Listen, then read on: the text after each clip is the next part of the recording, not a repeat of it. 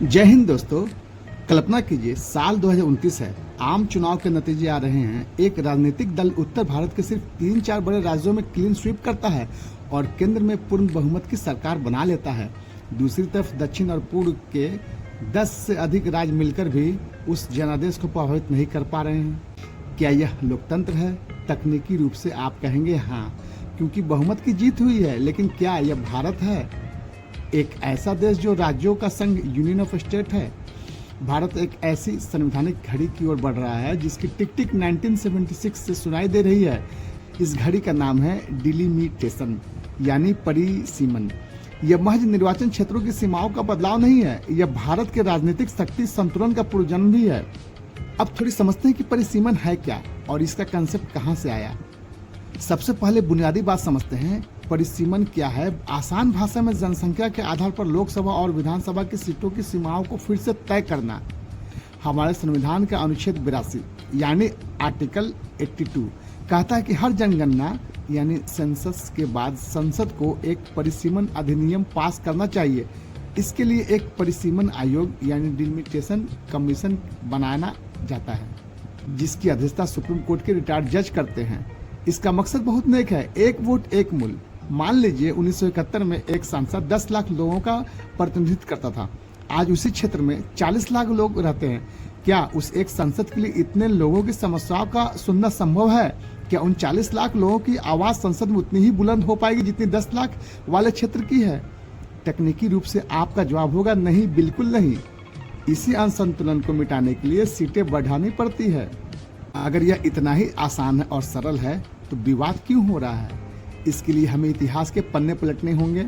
आज़ादी के बाद 1952, 1963 और 1973 में परिसीमन हुआ। सीटें 494 से बढ़कर 543 हो गई। लेकिन 1970 के दशक में भारत एक बड़े संकट से जूझ रहा था, जनसंख्या विस्फोट। केंद्र सरकार ने नारा दिया, हम दो हमारे दो। राज्यों पर दबाव डाला गया कि वो जनसंख्या नियंत्रण यानी पॉपुलेशन को कंट्रोल करे और इसको प्राथमिकता दे।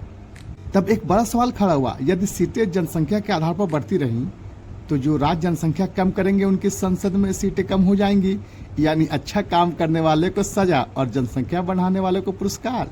इस विद्रोह को शांत करने के लिए 1976 में इंदिरा गांधी की सरकार ने 42वां संशोधन किया और परिसीमन को साल 2000 तक के लिए फ्रीज कर दिया। संदेश साफ था, अभी विकास पर ध्यान दो, सीटों की गिनती बाद में करेंगे। साल 2000 आया, विवाद खत्म नहीं हुआ था। दक्षिण और उत्तर के बीच की खाई और चौड़ी हो चुकी थी। तब प्रधानमंत्री अटल बिहारी वाजपेयी की सरकार ने 84वें संशोधन पास किया और इस फ्रीज को अगले 25 सालों के लिए बढ़ा दिया। अब वो लक्ष्मण रेखा है 2026 का साल। 2026 के बाद होने वाली पहली जनगणना के आंकड़े तय करेंगे कि भारत की संसद कैसी दिखेंगी। और चूंकि 2021 की जनगणना टल चुकी है, अब सबकी नजर 2026 के बाद के उस पहले डेटा पर है जो भारत के राजनीतिक भूगोल को हमेशा के लिए बदल देगा। क्या सरकार ने तैयारी शुरू कर दी है? नई संसद भवन में लोकसभा कक्ष को इस तरह डिजाइन किया गया है कि वहां 888 सदस्य बैठ सके। वर्तमान में केवल 543 सीटें हैं। यह अतिरिक्त खाली जगह इस बात का सीधा संकेत है कि परिसीमन अब अगर नहीं बल्कि कब का सवाल है। लेकिन क्या यह विस्तार भारतीय संघवाद के ताबूत में आखिरी कील साबित होगा या यह लोकतांत्रिक न्याय का एक अनिवार्य हिस्सा है?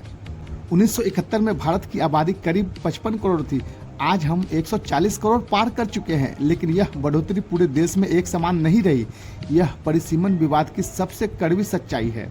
उत्तर भारत के राज्यों जैसे उत्तर प्रदेश, बिहार, मध्य प्रदेश और राजस्थान ने पिछले 50 सालों में अपनी आबादी को लगभग 3 गुना बढ़ाया है।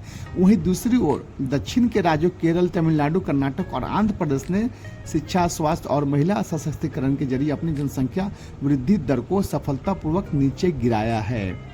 अगर आज की जनगणना के आधार पर सीटें बांटी जाती हैं तो संसद की तस्वीर कुछ ऐसी दिखेंगी। उत्तर प्रदेश जो 80 सांसद भेजता है उसकी संख्या बढ़कर 140 से 150 के बीच हो सकती है। बिहार 40 सीटों से बढ़कर 75 से 80 सीटों तक पहुंच सकता है। और तमिलनाडु जो आज 39 सीटें रखता है उसकी सीटों में या तो मामूली बढ़ोतरी होंगी या आबादी के अनुपात में उसकी राजनीतिक ताकत कम हो जाएंगी। इसका मतलब है कि भविष्य में प्रधानमंत्री की कुर्सी का रास्ता केवल हिंदी हॉटलैंड से होकर गुजरेगा। दक्षिण भारत, जो देश की अर्थव्यवस्था का इंजन है, संसद में एक दर्शक बनकर रह जाएगा। दक्षिण भारतीय राज्यों का तर्क भावनात्मक नहीं बल्कि तार्किक है। वे कहते हैं हमने केंद्र सरकार की हर बात मानी, हमने परिवार नियोजन लागू किया, साक्षरता बढ़ाई और अपने नागरिकों का जीवन स्तर सुधारा। क्या इसका इनाम यह है कि संसद में हमारी आवाज़ को कम कर दिया जाए? इसे विशेषज्ञ सफलता की सजा यानी पेनाल्टी ऑफ सक्सेस कहते हैं। यदि एक राज्य अपनी जनसंख्या कम करता है तो लोकतंत्र के सिर गिनने वाले नियम के अनुसार उसकी राजनीतिक शक्ति कम हो जाती है। यह एक ऐसा विरोधाभास है जिसका समाधान हमारे संविधान निर्माताओं ने भी स्पष्ट रूप से नहीं दिया था। यह लड़ाई सिर्फ सीटों की नहीं, सिक्कों को भी है। केंद्र सरकार जो टैक्स इकट्ठा करती है उसे राज्यों के बीच बांटने के लिए वित्त आयोग यानी फाइनेंस कमीशन जनसंख्या को एक बड़ा आधार मानता है। दक्षिण के राज्य पहले ही शिकायत करते रहे हैं कि वे केंद्र को 100 रुपये टैक्स के रूप में देते हैं और उन्हें वापस सिर्फ 15 से 30 रुपये, जबकि उत्तर भारत के राज्य 100 रुपये टैक्स देकर 200 से ज़्यादा वापस पाते हैं। परिमिशन के बाद यदि उत्तर भारत के सांसदों की संख्या बढ़ती है तो वे संसद में एक ऐसे कानून और बजट पर दबाव बनाएंगे जो उनके राज्यों को अधिक वित्तीय लाभ देगा। भारत राज्यों का संघ है, इसका मतलब है कि हर राज्य की अपनी पहचान, अपनी भाषा और अपनी स्वायत्तता है। अगर उत्तर भारत की आबादी के आधार पर पूरे देश के फैसले लिए जाने लगेंगे तो क्या तमिलनाडु या केरल के लोग यह महसूस करेंगे कि केंद्र में उनकी कोई सुनने वाला है? इतिहास गवाह है, जब भी किसी बड़े लोकतांत्रिक देश में क्षेत्रीय असंतुलन बढ़ा है, वहाँ अलगाववाद या आंतरिक संघर्ष के बीज बोए गए हैं। श्रीलंका का उदाहरण हमारे सामने है, जहाँ भाषाई और क्षेत्रीय प्रतिनिधित्व के असंतुलन ने दशकों तक गृह युद्ध की आग भड़काई रही। तो क्या इसका समाधान यह है कि परिसीमन को हमेशा के लिए टाल दिया जाए? नहीं, क्योंकि यह 2026 के उन नागरिकों के साथ अन्याय होगा जिनके पास आज पर्याप्त प्रतिनिधित्व नहीं है। समस्या परिसीमन नहीं है, समस्या वह फॉर्मूला है जो सिर्फ जनसंख्या को देखता है, विकास को नहीं। सितंबर 2023 भारत की नई संसद में पहला कानून पास हुआ, महिला आरक्षण बिल। दशकों से अटका हुआ यह एक बिल ऐतिहासिक जीत की तरफ पेश किया गया, लेकिन इसकी बारीकियों में एक ऐसी शर्त छिपी थी जिसने भीषण भविष्य की राजनीति में बारूद भर दिया। बिल में स्पष्ट लिखा है, महिला आरक्षण तभी लागू होगा जब अगली जनगणना यानी सेंसस और उसके बाद परिसीमन की प्रक्रिया पूरी हो जाएंगी। सरकार का तर्क सीधा है, 33% सीटें महिलाओं के लिए आरक्षित करनी है तो पहले यह तय करना होगा कि कुल सीटें कितनी हैं और उनकी सीमाएं क्या है। लेकिन विपक्ष ने इसे चुनावी लॉलीपॉप करार दिया। उनका सवाल था, अगर आप महिलाओं को हक देना चाहते हैं तो आज की 543 सीटों पर क्यों नहीं 2029 या 2034 तक इंतजार क्यों कर रहे हैं? असल में सरकार ने परिसीमन जैसे विवादित मुद्दे को महिला सशक्तिकरण के साथ जोड़ दिया है। अब यदि कोई राज्य परिसीमन का विरोध करता है तो उस पर महिला विरोधी होने का ठप्पा लगने का खतरा रहेगा। यह राजनीति की बिसात पर चली गई एक ऐसी चाल है जिसने क्षेत्रीय दलों को धर्म संकट में डाल दिया है। 1976 में इंदिरा गांधी ने जो फ्रीज लगाया था वह 2001 में अटल बिहारी वाजपेयी ने अगले 25 साल के लिए बढ़ा दिया। वह साल 2026 में पूरा हो रहे हैं। 2026 के बाद होने वाली पहली जनगणना जो संभवतः 2026 या 2027 में होगी, भारत का नया भाग लिखेगी। यदि सब कुछ योजना के अनुसार रहा तो 2029 का लोकसभा चुनाव पुराने भारत की आखिरी झलक होगा और 2034 का चुनाव एक रीड्रॉ इंडिया में होगा।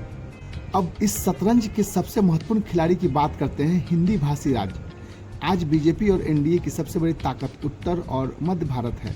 परिसीमन के बाद इन्हीं राज्यों की सीटें सबसे ज़्यादा बढ़ने वाली हैं। अनुमान है परिसीमन के बाद अकेले उत्तर प्रदेश और बिहार की कुल सीटें करीब 220 तक पहुंच सकती है।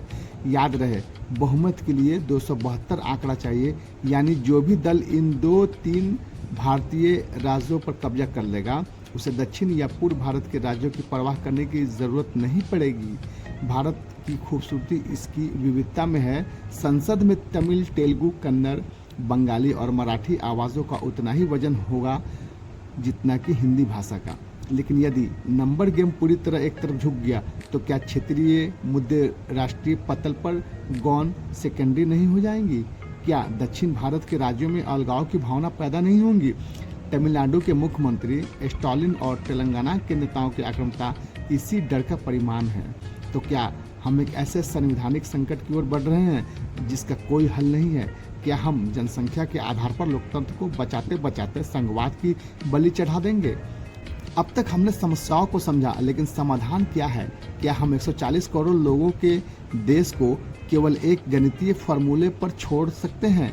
विशेषज्ञों का मानना है कि एक व्यक्ति एक वोट का सिद्धांत अटूट है, लेकिन इसे लागू करने के लिए तरीके में बदलाव किया जा सकता है। दुनिया के सबसे पुराने लोकतंत्र अमेरिका से हम एक सीख ले सकते हैं। वहाँ के निचले सदन हाउस ऑफ रिप्रेजेंटेटिव्स में सीटें जनसंख्या के आधार पर होती हैं। जैसे कैलिफोर्निया के पास बहुत सीटें हैं और वायोमिंग के पास बहुत कम, लेकिन वहाँ का ऊपरी सदन यानी सीनेट असली संतुलन बनाता है। अमेरिका के हर राज्य के पास, चाहे वह छोटा हो या बड़ा, सिर्फ 2 सीटें होती हैं। यदि भारत भी अपनी राज्यसभा में सुधार करे और हर राज्य को समान या अधिक संतुलित प्रतिनिधित्व दे, तो बड़े राज्यों का वर्चस्व कम किया जा सकता है। इससे कोई भी बड़ा कानून तब तक पास नहीं होगा जब तक छोटे और सफल राज्य भी अपनी सहमति न दे दें। दूसरा बड़ा सुझाव है सीटों के आवंटन के फॉर्मूले को बदलना। क्या होगा अगर हम सीटों की जनसंख्या या संख्या तय करते समय जनसंख्या को 50% वेटेज दे और बाकी 50% इन मापदंडों को दे? जैसे पहला पॉइंट है जीडीपी योगदान, और दूसरा है शिक्षा और स्वास्थ्य, तीसरा है जनसंख्या नियंत्रण। जीडीपी योगदान, वह राज्य देश की अर्थव्यवस्था में कितना दे रहा है, और शिक्षा स्वास्थ्य के लिए उस राज्य से मानव विकास सूचकांक HDI में कैसा प्रदर्शन किया है, और तीसरा जनसंख्या नियंत्रण, क्या उस राज्य ने राष्ट्रीय लक्ष्यों को प्राप्त किया है। ऐसा करने से केरल और तमिलनाडु जैसे राज्यों को उनकी सफलता का इनाम मिलेगा, न कि सजा। एक और व्यवहारिक समाधान यह है कि कुल सीटों को इतना बढ़ा दिया जाए कि किसी भी राज्य की मौजूदा सीटें कम न हो। उदाहरण के लिए, यदि हम सीटों को 543 से बढ़ाकर 848 करते हैं, तो हम यह सुनिश्चित कर सकते हैं कि तमिलनाडु की 39 सीटें घटकर 30 न हो, बल्कि वे 39 ही रहे या थोड़ी बढ़े, जबकि उत्तर प्रदेश की सीटें अनुपात के हिसाब से अधिक बढ़े। यह कम नुकसान वाला फार्मूला विन विन फार्मूला हो सकता है। सीटों के अलावा राज्यों का सबसे बड़ा डर पैसे का है। केंद्र सरकार को एक संवैधानिक गारंटी देनी होगी कि परिसीमन के बाद फंड का बंटवारा केवल राजनीतिक शक्ति सांसदों की संख्या पर निर्भर नहीं करेगा। दक्षिण के राज्यों को यह भरोसा दिलाना होगा कि उनका आर्थिक विकास उन्हीं के पास रहेगा और उनके द्वारा दिए गए टैक्स का इस्तेमाल केवल उत्तर भारत के राजनीतिक पुष्टिकरण और तुष्टिकरण के लिए होना होगा। समाधान मौजूद है, लेकिन क्या राजनीतिक इच्छा शक्ति है? परिसीमन केवल चुनाव आयोग का काम नहीं है, यह एक संवैधानिक समझौता यानी कॉन्स्टिट्यूशनल कॉम्पैक्ट है। अगर हम इस समझौते को सही से नहीं निभा पाए, तो हम केवल सीटें नहीं बदलेंगे, हम भारत के विचार आइडिया ऑफ इंडिया को ही बदल देंगे। हम 2026 की उस दहलीज पर खड़े हैं जहां से पीछे मुड़ना नामुमकिन है। परिसीमन केवल एक प्रशासनिक प्रतिक्रिया नहीं है, यह हमारे लोकतंत्र की आत्मा का परीक्षण है। एक तरफ संख्या बल का तर्क है और दूसरी तरफ क्षेत्रीय अस्मिता। क्या हमारा सिस्टम इतने बड़े बदलाव को संभालने के लिए तैयार है? 543 से बढ़कर 800 से अधिक सांसदों का मतलब है नई प्रशासनिक चुनौतियां, करोड़ों का अतिरिक्त खर्च और संसद के भीतर कामकाज के तरीकों में आमूल चूक बदलाव। लेकिन सबसे बड़ी चुनौती होगी भरोसा यानी ट्रस्ट। केंद्र सरकार को यह साबित करना होगा कि यह कदम केवल अपनी राजनीतिक जमीन मजबूत करने के लिए नहीं, बल्कि वाकई में नागरिकों के बेहतर प्रतिनिधित्व के लिए उठाया जा रहा है। हमारे पूर्वजों ने भारत को एक होल्डिंग टुगेदर होल्डिंग फेडरेशन बनाया था। इसका मतलब है कि केंद्र को इतना मजबूत होना चाहिए कि देश न टूटे, लेकिन राज्यों को इतना स्वतंत्र होना चाहिए कि वे अपनी विशिष्टता न खोएं। यदि परिसीमन केवल हिंदी भाषी राज्यों को सुपर पावर बना देता है, तो हम अनजाने में उसी संघीय ढांचे को कमजोर कर देंगे जिसे बचाने के लिए हमने 1947 में इतनी बड़ी कीमत चुकाई थी। तो क्या परिसीमन होना चाहिए? जवाब है हाँ, क्योंकि 1971 की जनसंख्या पर 2026 का देश नहीं चलाया जा सकता। लेकिन क्या यह इसी रूप में होना चाहिए? जवाब है नहीं। हमें एक ऐसे भारतीय मॉडल की ज़रूरत है जहां यूपी और बिहार के लोगों को उनकी संख्या का हक मिले, लेकिन केरल और तमिलनाडु के लोगों को उनकी प्रगति का सम्मान मिले। समाधान वर्चस्व में नहीं, बल्कि साझा शक्ति पावर शेयरिंग में है। 2026 का सूरज जब उगेगा तो वह भारत के लिए एक नई परीक्षा लेकर आएगा। यह परीक्षा किसी राजनीतिक दल की नहीं बल्कि भारतीय लोकतंत्र की परिपक्वता की होगी। क्या हम एक ऐसे समझौते पर पहुंच जाएंगे जो कश्मीर से कन्याकुमारी तक सबको स्वीकार हो? क्योंकि अंत में भारत केवल सिरों की गिनती नहीं है, भारत दिलों का मिलन है। इस बार का परिसीमन पहले से अलग क्यों होगा? जवाब है टेक्निक। भारत की अगली जनगणना इतिहास की पहली डिजिटल जनगणना होने वाली है। इसका मतलब है कि हमारे पास केवल राज्यों की आबादी का डेटा नहीं होगा बल्कि गली मोहल्लों तक का सटीक जियो टैग डेटा होगा। आर्टिफिशियल इंटेलिजेंस और GIS मैपिंग के इस्तेमाल से निर्वाचन क्षेत्रों की सीमाएं खींचना अब केवल एक राजनीतिक फैसला नहीं बल्कि एक डेटा ड्रिवन एक्सरसाइज होगी। लेकिन क्या यह तकनीक निष्पक्ष रहेगी या डेटा के साथ ही की गई मैनिपुलेशन नई तरह की धांधली को जन्म देगी? गैरीमेंडरिंग यह शब्द अमेरिकी राजनीति से आया है। इसका अर्थ है निर्वाचन क्षेत्र की सीमाओं को इस तरह बदलाव कि किसी एक विशेष दल या समुदाय को फायदा हो। भारत में परिसीमन आयोग एक स्वतंत्र संस्था है, लेकिन जब सीमाएं बदलती रहती हैं तो क्षेत्रीय संतुलन बिगड़ने का खतरा रहता है। क्या होगा अगर किसी शहर के एक हिस्से को काटकर दूसरे जिले में डाल दिया जाए सिर्फ इसलिए कि वहां का वोटिंग पैटर्न अलग है? यह जमीनी स्तर पर लोकतंत्र को प्रभावित करने वाला सबसे सूक्ष्म लेकिन शक्तिशाली तरीका है। परिसीमन का एक और बड़ा पहलू है, पिछले 20 सालों में करोड़ों लोग गांवों से शहरों की ओर पलायन कर चुके हैं। आज बेंगलुरु, दिल्ली और मुंबई जैसे शहरों की आबादी कई छोटे देशों से ज्यादा है। वर्तमान में ग्रामीण क्षेत्रों का संसद में प्रतिनिधित्व अधिक है। परिसीमन के बाद शहरी क्षेत्रों की सीटों में भारी उछाल आएगा। क्या इससे भारत की राजनीतिक शहर केंद्रित हो पाएगी? क्या किसानों और ग्रामीण भारत के मुद्दों की आवाज़ संसद में कमजोर पड़ जाएगी?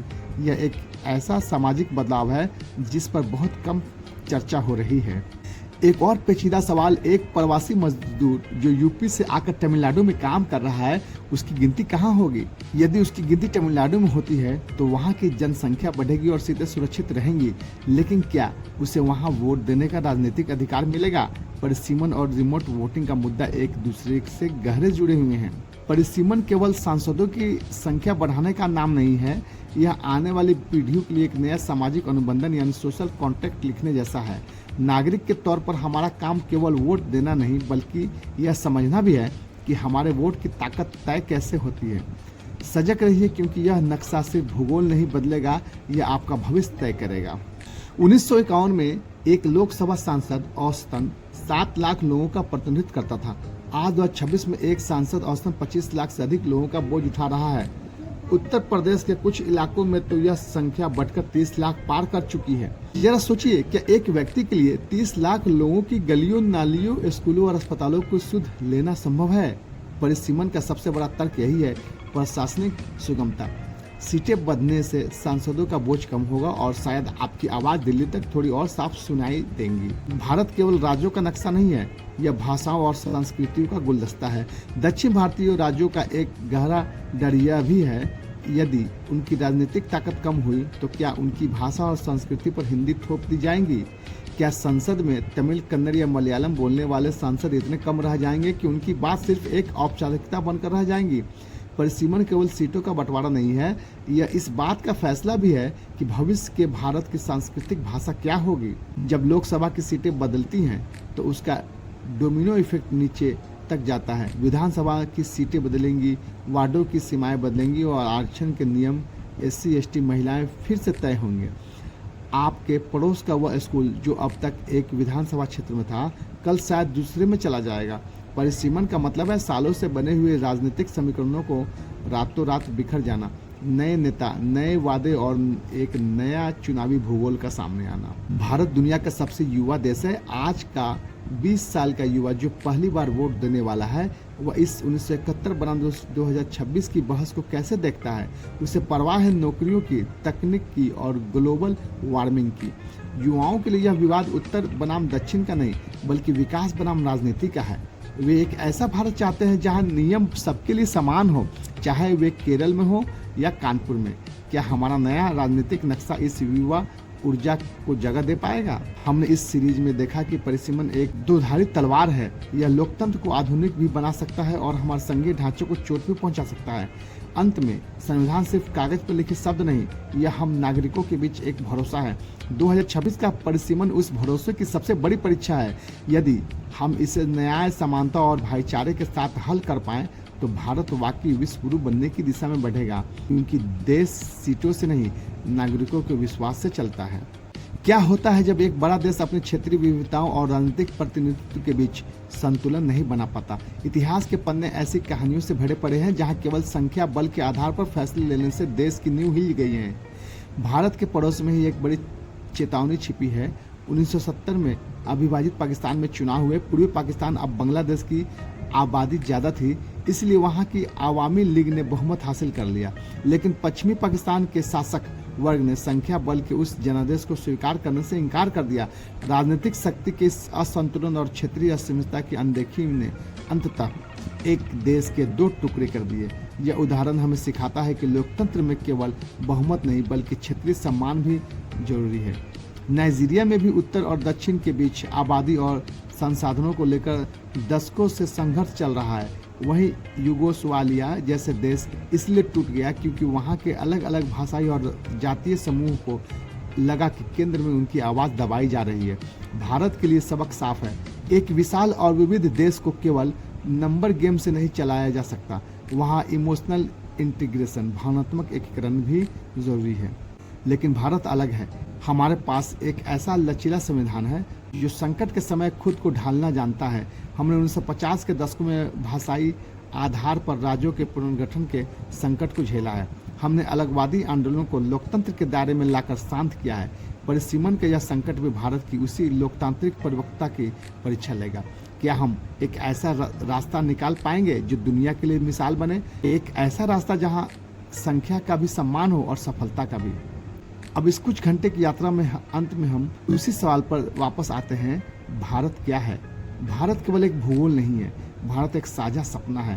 परिसीमन का नया नक्शा उस सपने को और मजबूत करना चाहिए, न कि उसमें दरारें पैदा कर। 2026 खत्म हो रहा है, इतिहास हमें देख रहा है, फैसला हमारे हाथों में है। व्यापार जगत के लिए एक बड़ी पहेली है, क्या होगा जब आर्थिक शक्ति एक हिस्से में होंगी और राजनीतिक शक्ति दूसरे हिस्से में? क्या नीतियां उन राज्यों के पक्ष में बनेंगी जो कमा रहे हैं या उन राज्यों के लिए जो वोट दे रहे हैं? अर्थशास्त्रियों का डर है, यदि संसद में केवल उन राज्यों का बहुमत होगा जहां विकास की दर धीमी है तो राष्ट्रीय बजट का झुकाव कल्याणकारी योजना यानी वेलफेयर स्कीम की तरफ ज्यादा हो सकता है, जिससे पूंजीगत निवेश, कैपिटल इन्वेस्टमेंट के लिए पैसा कम बचेगा। क्या कोई निवेशक उस राज्य में फैक्ट्री लगाना चाहेगा जहां का राजनीतिक प्रतिनिधित्व कमजोर हो रहा है? परिसीमन केवल वोट का सवाल नहीं है, यह इस भरोसे का सवाल है कि क्या भविष्य की नीतियां ईज ऑफ डूइंग बिजनेस को प्राथमिकता देंगी। जीएसटी के आने के बाद राज्यों के पास टैक्स वसूलने की अपनी ताकत कम हो गई है, वे केंद्र के बंटवारे पर निर्भर है। दक्षिण के राज्यों का डर है कि परिसीमन के बाद संसद में उत्तर भारत का दबदबा बढ़ेगा तो जीएसटी काउंसिल में भी उनकी आवाज़ कमजोर पड़ जाएंगी।